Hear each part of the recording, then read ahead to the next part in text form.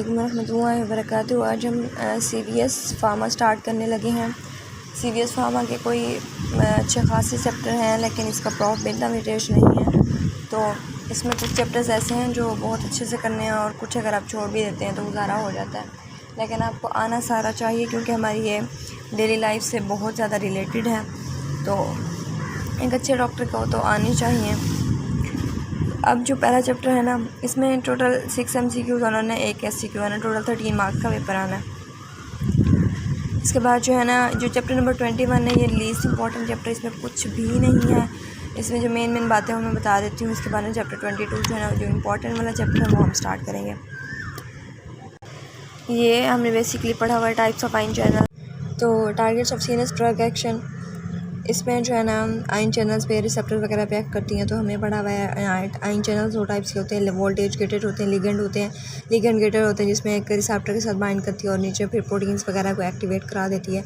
और voltage gated होती हैं जिसमें जो है ना कॉन्सेंट्रेशन ग्रेडियंट पे डिपेंड करते हैं, मतलब कि इस आयन की कॉन्सेंट्रेशन मेम्ब्रेन के अक्रॉस ज़्यादा है तो उसी के अकॉर्डिंगली मेम्ब्रेन की डीपोलराइजेशन होगी, हाइपरपोलराइजेशन होगी। इसके बाद रिसेप्टर चैनल कपलिंग है।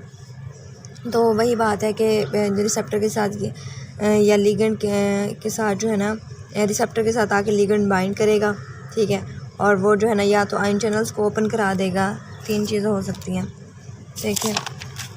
या तो यही है, एक तो वोल्टेज गेटेड है या फिर ना लिगेंड गेटेड है। लाइक कोई आके रिसेप्टर बाइंड किया, कोई आके लिगेंड बाइंड किया रिसेप्टर के ऊपर, तो उसने फिर डायरेक्टली आयन चैनल ओपन करा दिया। या एक सीन ये हो सकता है, या फिर ये हो सकता है कि जो है ना एक रिसेप्टर आके बाइंड, एक लिगेंड आके बाइंड करे रिसेप्टर पे और वो प्रोटीन्स को एक्टिवेट कराए। जी प्रोटीन सपोज यहाँ पे जी प्रोटीन्स होती हैं मोस्टली, जी प्रोटीन्स को एक्टिवेट कराए और जी प्रोटीन्स जाके जो है ना आयन चैनल्स की ओपनिंग कराएँ। या फिर ये हो सकता है कि कोई लिगेंड आके रिसेप्टर के साथ बाइंड करे और वो जी प्रोटीन्स की ओपनिंग करा और ये जो है ना एडिनाइल साइक्लेज किसी एंजाइम को एक्टिवेट कराएं और फिर जो है ना वो जाके जो है ना सेकंड मैसेंजर्स जाके फिर आयन चैनल की ओपनिंग कराएं। तो ये 3 कंडीशन हो सकती है। इसके बाद जो है ना, इसके बाद इसमें कुछ भी नहीं है। जो ये है कि CNS ऑर्गेनाइजेशन है 2 टाइप्स की। तो ये ना चैप्टर उन लोगों को समझना ज़्यादा ज़रूरी है जिनको CNS के बेसिक कॉन्सेप्ट्स नहीं हैं। लेकिन मुझे नहीं लगता किसी को ऐसे हों, क्योंकि जो CNS है, हम CNS फिजियोलॉजी हम पढ़ के आते हैं, मेजर होता है हमारा सेकेंड ईयर में, तो हम पढ़ के आते हैं अच्छे से। अब इसके बाद जो है ना हायरार्किकल सिस्टम जो है ना लार्ज माइलिनेटेड और रैपिडली कंडक्टिंग फाइबर्स पे मुश्तमिल है। माइलिनेटेड मतलब इनकी माइलिन शीट होगी है। जब माइलिन शीट होती है तो कंडक्शन वेलोसिटी बढ़ जाती है, जाहिर सी बात है। इसके अलावा जो है ना इसमें जो ट्रांसमीटर्स यूज़ हो रहे हैं वो एस्पार्टेट और ग्लूटामेट हो रहे हैं, एक्साइटेटरी, जबकि जो इनहिबिटरी हैं वो गैबा है और ग्लाइसिन है, ठीक है। ये कहाँ के पे होते हैं, ये हायरार्किकल सिस्टम हो गया। इसके बाद ना डिफ्यूज सिस्टम है। ये जो हायरार्किकल सिस्टम है ना, ये स्पेसिफिक है। लाइक एक न्यूरॉन ऐसे है ना, ठीक है, एक न्यूरॉन ऐसे है और फिर उसके साथ ऐसे है। तो मतलब एक डेंड्रॉइड टू एक्सन एक ही इन्फॉर्मेशन जा रही है, एक ही इन्फॉर्मेशन जा रही है। तो उसमें जो है ना कोई स्पेसिफिक ही जा रही है, उसमें कोई इन्फॉर्मेशन मिक्स नहीं हो रही है। जबकि जो डिफ्यूज सिस्टम होता है इसमें नॉन स्पेसिफिक इन्फॉर्मेशन जाती है। जैसे ये साइनैप्स है ना, इसके साथ जो है ना एक और इन्फॉर्मेशन भी मिक्स हो जाती है और इधर से कोई और इन्फॉर्मेशन मिक्स हो जाती है। तो इसलिए टारगेट तक जो इन्फॉर्मेशन जाती है वो मिक्स जाती है, ठीक है। अब इसके बाद जो है ना इसमें कौन से न्यूरॉन्स होते हैं, इसमें एक सिंगल सेल से ही ब्रांचेज निकल रही होती है, सिंगल सेल से बहुत सारी ब्रांचेज बाकी न्यूरॉन्स को जा रही होती हैं। इसके अलावा इनमें एक्सॉन्स में वेरिकोसिटीज़ होती हैं। इनमें जो न्यूरोट्रांसमीटर्स होते हैं, अमाइंस होते हैं, नॉरएपिनेफ्रिन, डोपामिन वगैरह। इसके अलावा ये जो है ना हमारे अटेंशन को, एपिटाइट को, इमोशनल स्टेट्स को कंट्रोल करते हैं, जबकि ये जो है ना हमारी सेंसरी और मोटर फंक्शंस को कंट्रोल करते हैं, ठीक है। अब इसके बाद जो है ना क्राइटेरिया के लिए 3 एक ट्रांसमीटर किसी चीज़ को हम ट्रांसमीटर तब कहेंगे जब उसमें ना 3 प्रॉपर्टीज़ होंगी। एक तो ये है कि जो साइनेप्टिक एरिया है, ठीक है, जैसे ये एरिया है साइनेप्टिक एरिया, इसमें हाई कॉन्सेंट्रेशन में पड़ा हो। दूसरा ये है कि लोकलाइज्ड हो इन अप्रोप्रिएट एरियाज़, ठीक है, ये तो हो गया। Be released by electrical chemical stimulation, calcium dependent mechanism. जब इसका रिलीज़ हो तो कैल्शियम डिपेंडेंट मैकेनिज्म के जरिए इसको कोई ना कोई स्टिमुलस मिले, वो इलेक्ट्रिक भी हो सकता है, केमिकल भी हो सकता है, ठीक है। इसके बाद produce the same sort of post-synaptic response as it seen with physiologic activation. तो जो पोस्ट-सिनैप्टिक रिस्पॉन्स होता है ना, वो वैसा ही प्रोड्यूस करे अगर जो है ना हम इसको कोई एक्सोजीनियस हम कोई ट्रांसमीटर दे देते हैं, उसी टाइप का हम कोई एक्सोजीनियस केमिकल दे देते हैं, तो वो जाके वो सिनेप्टिक रिसेप्टर पे एक्ट करेगा और वो जो इफ़ेक्ट कॉज कराएगा इसका भी इफ़ेक्ट वैसे ही हो जैसे एक एक्सोजीनियस केमिकल का होता है। एसिटाइलकोलिन की बात करें, अब इसमें जो है ना न्यूरोट्रांसमीटर बताए हैं 3-4। एसिटाइलकोलिन हमारे 5% ऑफ द ब्रेन न्यूरॉन्स में होता है। इसके मस्कैरिनिक और निकोटिनिक रिसेप्टर्स हमने पढ़े थे ना, ऐसे कोलिनोमिमेटिक्स में हमने पढ़ ली हैं। ठीक है, अगर नहीं पढ़े तो आपने वो वीडियो देख लें। ठीक है, इसके बाद जो है ना हमने ये भी पढ़ा था कि कुछ एक्साइटेटरी होते हैं, कुछ इनहिबिटरी होते हैं। और जो है ना यहाँ पे एक चीज़ की वे कि जो इसके इनहिबिटर्स होते हैं वो रिवास्टेगमेंट वगैरह और मस्करिन ब्लॉकर्स वगैरह परकिंसन या फिर पार्किंसन या फिर ना ये अल्जाइमर वगैरह में यूज़ होते हैं। ठीक है, अब इसके बाद है डोपामीन। डोपामीन कहाँ पे होता है? डोपामीन हमारा जो है ना ये निक्रोस्ट्राइटल पाथवे जो हमने पढ़ा था उधर सेकेंड ईयर में, निक्रोस्ट्राइटल पाथवे पे वो रिलीज़ हो रहे होते हैं, जिसकी वजह से अगर ये डिस्ट्रॉय हो जाए ना तो वो हो जाता है पार्किंसन डिजीज़ हो जाती है। इसके बाद मीजोलिम्पिक एरिया में ट्यूबरोइनफेंडिबुलर ट्रैक को हाइपोथैलेमस पिट्यूटरी पाथवे भी कहते हैं।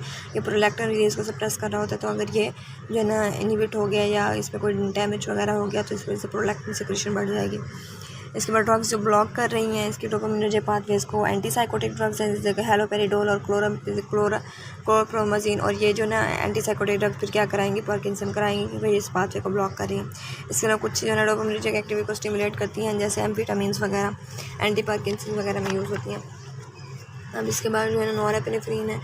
नॉरेपिनेफ्रिन क्या है? क्या ये हमारे ब्रेन स्टेम में और लेटरोटेगमेंटल एरियाज़ में इनके पड़े होते हैं सेल बॉडीज़, और ये जो है ना हम पहले पढ़ चुके हैं कि डिफ्यूज सिस्टम इंक्लूडेड है, तो डिफ्यूज नॉरेड्रेनर्जिक आउटपुट देती है। इसके अलावा 2 रिसेप्टर्स पर 4 रिसेप्टर्स हमने पढ़े थे, 2 पढ़े थे, अल्फा और बीटा। अल्फा और बीटा के फर्दर टाइप्स ही अल्फ़ा 1, 2, 3 और बीटा की भी 1, 2 इस तरह हमने पढ़ा था। तो वही है कि और इनके स्टिमुलेंट्स जो है ना एम्फेटामिन्स हमने पढ़ चुके हैं, उनके इनहिबिटर्स जो है ना ट्राइसाइक्लिक प्रेंसेंट्स वगैरह इसकी एक्टिविटी को बढ़ाती हैं, इसके स्टिमुलेंट्स ही दिए हैं। इसके बाद सेरोटोनिन है। इसमें जो मैकेनिज़्म ऑफ एक्शन है ना नॉरेपिनेफ्रिन का, डोपामीन का, एसिटाइलकोलिन का, तो वो तकरीबन हम पढ़ चुके हैं। हमने सेरोटोनिन का नहीं देखा, ग्लूटामिक एसिड इसका और इसका नहीं देखा, तो इसका मैं बताती जाऊँगी। वैसे फिर भी अगर आपको जो है ना ANS वाला याद नहीं है, ANS फार्मा में वाला, तो आप जो है ना इधर से देख सकते हैं मैकेनिज़्म ऑफ एक्शन। ठीक है, कि GQ प्रोटीन के थ्रू, GI या सोडियम पोटाशियम चैनल वगैरह के थ्रू किस चीज़ के थ्रू एक्ट कर रहे हैं। ठीक है, अब सेरोटोनिन जो है ना 5-हाइड्रोक्सीट्रिप्टामाइन 5-HT, ये हमारे रेफे और midline region of the pons और अपर ब्रेन स्टेम में पड़े होते हैं। इसमें जो है ना इसके फर्दर इसके रिसेप्टर के टाइप्स हैं यहाँ पे दी हुई हैं 5-हाइड्रोक्सीट्रिप्टामाइन 1A 2A 3 और 4।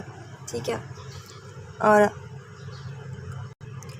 जो सेरोटोनर्जिक पाथवे है इसको वो ड्रग्स इफेक्ट करती हैं जिनको हम उसके लिए देते हैं, डिप्रेसिव डिसऑर्डर्स को ट्रीट करने के लिए एंटी डिप्रेशन वगैरह जो देते हैं वो जो है ना इसको इफ़ेक्ट करती है। इसके अलावा इसके सेरोटोनिन रीअपटेक इनहिबिटर्स वगैरह। ठीक है, इसके अलावा जो ओलेंजिपाइन है कुछ CNS स्टिमुलेंट है, वो जो है वो सेरोटोनर्जिक ट्रांसमिशन के थ्रू ही वर्क करती है। इसके बाद रेजरपाइन है, डिप्रेशन और मूड के मतलब वो करती है, डिप्रेशन और मूड कराती है, मूड डिप्रेशन कराती है। तो ये क्या कराती है? सेरोटोनिन और एपिनेफ्रिन के दोनों उसको जो है ना स्टोर्स को कम करती है। हमने उधर पढ़ा था कि रेजरपाइन जो है ना इनहिबिटर्स होती है, वो सिम्पैथोलिटिक्स में होती है, और एपिनेफ्रिन वगैरह को जो है ना इनहिबिट करती है। ठीक है, अब इसके बाद जो है इसके मैकेनिज्म ऑफ एक्शन देख लें, तो जो इसमें जो 1A है वो इनहिबिटरी प्रोटीन्स के थ्रू एक्ट कर रहा है। GI तो GI प्रोटीन्स के थ्रू एक्ट कर रहा है, वो पोटाशियम के कंडक्टेंस को बढ़ा देता है। जब पोटाशियम चैनल्स ओपन होंगे ज़्यादा, पोटाशियम की कंडक्टेंस जो है ना जब बढ़ जाएगी ना तो पोटाशियम वाला बाहर चला जाएगा, तो इनहिबिटरी वो होगा इन्फ्लुएंस। इसके बाद जो 2A है क्लोज़ेपेन और रिस्पेरिडोन और ओलेंजिपाइन वगैरह इसको जो है ना इनहिबिट वो कर रहे हैं, ब्लॉक कर रहे हैं। और GQ प्रोटीन्स के थ्रू एक्ट करते हैं। एक्साइटेटरी है, पोटेशियम कंडक्टेंस को कम करेगा, और किसको IP3 और DAC को फास्फोलाइपेज वाला वो मैकेनिज्म आ जाएगा तो उसको जो है ना बढ़ा देगा। इसके बाद जो 3 है ना ये भी एक्साइटेटरी है, लेकिन ये आयन चैनल्स के थ्रू वर्क करता है, और ये भी एक्साइटेटरी स्टिमुलेटरी प्रोटीन्स के थ्रू एक्ट करता है। ठीक है, अब इसके बाद ग्लूटामिक एसिड जो है ना मेनली एक्साइटेटरी ट्रांसमीटर है, और जो है ना दोनों इसमें रिसेप्टर इसके दोनों टाइप्स के होते हैं, एनोट्रोपिक भी होते हैं, मेटाबॉलिक भी होते हैं। जो मोस्टली इसके सब टाइप्स हैं ना वो NMDA है, एन मिथाइल डी अस्पार्टेट रिसेप्टर है। इसको जो ब्लॉक कर रहे हैं ना वो PCP फेनसाइक्लिडीन और जो है ना केटामीन कर रहे हैं। इसके अलावा इसकी इंपॉर्टेंस क्या है, ये memory synaptic plasticity related to learning इसमें इम्पॉर्टेंट होता है। और इसके बाद जो है ना अल्जाइमर्स वगैरह में ट्रीटमेंट के लिए NMDA एंटागोनिस्ट दिए जाते हैं, ठीक है, क्योंकि अल्जाइमर में बंदा भूल जाता है इन चीज़ें, तो इस वजह से। इसके बाद जो है ना जब इसकी एक्सेसिव एक्टिवेशन हो जाती है तो सीधे सेल डेथ हो जाती है, वो ख़ास इंपॉर्टेंट नहीं है वैसे। इसके बाद गैबा एंड ग्लाइसिन है। जो गैबा है हमें पता है बड़ा इनिबिटरी है, ग्लाइसिन स्पाइनल कॉर्ड में होता है और इनिबिटरी ट्रांसमीटर है, inhibitory post synaptic potentials in the brain, ठीक है। इसको इनिबिटरी पोस्ट सिनेप्टिक पोटेंशियल्स के ज़रिए जो है इनिबिशन करा रहा होता है, सॉरी अच्छा जो ये है ना गैबा इनिबिटरी पोस्ट सिनेप्टिक पोटेंशियल्स के ज़रिए जो इनिबिशन करा रहा होता है। गैबा के 2 टाइप के रिसेप्टर गैबा A और B है, ठीक है। इसके बाद जो है ना ये हम अगले चैप्टर में पढ़ेंगे। जो गैबा रिसेप्टर्स है ना वो इनिबिटरी होते हैं और ना क्लोराइड के कंडक्टेंस को इंक्रीज़ कर रहे होते हैं, जबकि गैबा B जो है ना ये कैल्शियम की कंडक्टेंस को कम करता है प्री साइनेप्टिकली और जो है ना पोटाशियम के कंडक्टेंस को बढ़ा देता है पोस्ट साइनेप्टिकली, ठीक है। इसके बाद जो है ना इसके यूजेस वही हमने पढ़ने हैं अभी नेक्स्ट सेडेटिव हाइप्नोटिक्स में, इसके अलावा एंटी कन्वल्सेंट्स में, ठीक है। इसके बाद जो ग्लाइसिन का ब्लॉकर यहाँ पे लिखा हुआ है स्ट्रिचनिन। अच्छा पेप्टाइड ट्रांसमीटर्स हैं। पेप्टाइड ट्रांसमीटर जो है ना मोस्टली इनमें जो इंपॉर्टेंट है ओपियाइड पेप्टाइड्स हैं, ठीक है, मेटकैफलिन, ल्यूकैफलिन और डाइनोर्फिन वगैरह, ठीक है। और जो है ना ये पेप्टाइड ट्रांसमीटर इनमें ना पेप्टाइड ट्रांसमीटर और जो बाकी ट्रांसमीटर्स हैं नॉन पेप्टाइड उनमें ना थोड़े से डिफरेंस है 2-3। एक तो ये है कि जो पेप्टाइड्स हैं वो सेल बॉडी में सिंथेसाइज होती हैं, जैसे एक न्यूरॉन की सेल बॉडी है, ठीक है, और उसका ना एक्सॉन है, सेल बॉडी में सिंथेसाइज होती हैं पेप्टाइड्स और फिर आगे जाती हैं, जबकि वो जो होती हैं वो हमारी नर्व एंडिंग में ही जो है ना सिंथेसाइज होती हैं। इसके बाद इनकी जो है ना जो हमने पीछे पढ़े थे ट्रांसमीटर्स उनकी रीअपटेक हो रही थी और उनका जो है ना एक एंजाइम भी था जो उनके एक्शन को मेटाबोलाइज कर रहा था, उनको टर्मिनेट कर रहा है एक्शन को। इनका जो है ना ऐसा कोई ऐसा स्पेसिफिक एंजाइम नहीं है। इसके बाद एंडोकैनिबिनॉइड्स हैं, ये हमारे ब्रेन लिपिड डेरिवेटिव्स हैं, ट्रू एराकिडोनिल ग्लिसरॉल के डेरिवेटिव्स हैं और जो है ना ये इसमें कुछ फिर खास नहीं लिखा हुआ। एक चीज़ मैंने ये वो करनी थी कि आप जो रिसेप्टर के मैकेनिज्म को इस तरह याद रख लें कि जो D2 है अल्फ़ा 2 गैबा B ये जो है ना pre plus post synaptic inhibition cause करा रहे हैं। पेप्टाइड भी है इसमें ट्रांसमीटर, ये कुछ ट्रांसमीटर्स हैं जो कि प्री और पोस्ट साइनेप्टिक इनहिबिशन कॉज करा रहे हैं। इसके बाद अल्फ़ा 1 तो एक्साइटेटरी होता है, आपको याद रहेगा। इसके बाद जो है ना मस्कैरिनिक का भी आपको याद रहेगा कि उसमें सिर्फ M2 ही इनहिबिटरी था शायद, अगर मैं गलत नहीं हूँ तो, ठीक है। और बाकी हो ही जाएंगे। ये थोड़ी सी डायग्राम आप देख लें, एक ड्रग आती है ना जैसे, ठीक है, इफेक्ट कॉज कराने के लिए, तो या ये होता है कि नर्व टर्मिनल में आई, ठीक है, अब ना उसकी 4-5 उसके जो है ना फेट्स हो सकते हैं, यहाँ पे 9 लिखे हुए हैं वैसे, देखिए एक ये हो सकता है कि जो है ना वो यहाँ पे एंडोजीनियसली सिंथेसाइज हो वो न्यूरोट्रांसमीटर, ठीक है, वो सिंथेसाइज होके फिर जो है ना वेसिकल्स में स्टोर होगा। स्टोर होने के बाद जो है ना या तो ये हो सकता है कि वो रिलीज़ हो जाए, उसका एक फेट हो सकता है और जाकर रिसेप्टर्स पे बाइंड करे और उसके अकॉर्डिंगली आयन कंडक्टेंस को इंक्रीज़ करे या डिक्रीज़ करे, या जो है ना रिसेप्टर्स लिगेंड्स के साथ जाके बाइंड करे, सॉरी रिसेप्टर के साथ जाके बाइंड करे और जो है ना वो जी प्रोटीन्स वगैरह को एक्टिवेट कराए। या ये हो सकता है कि इसका मेटाबॉलिज्म हो सकता है, मतलब कोई एंजाइम वगैरह उसको मेटाबोलाइज कर दे। या ये हो सकता है कि जब यहाँ पे आ गई ना रिलीज़ जब हो गई तो उसका जो है ना रीअपटेक हो जाएगा, दोबारा हमने पीछे रीअपटेक पढ़ा था, या उसकी डिग्रेडेशन हो जाएगी और एक्सक्रीट हो जाएगी, ठीक है। अब इसके नेक्स्ट चैप्टर 22 पढ़ लेते हैं।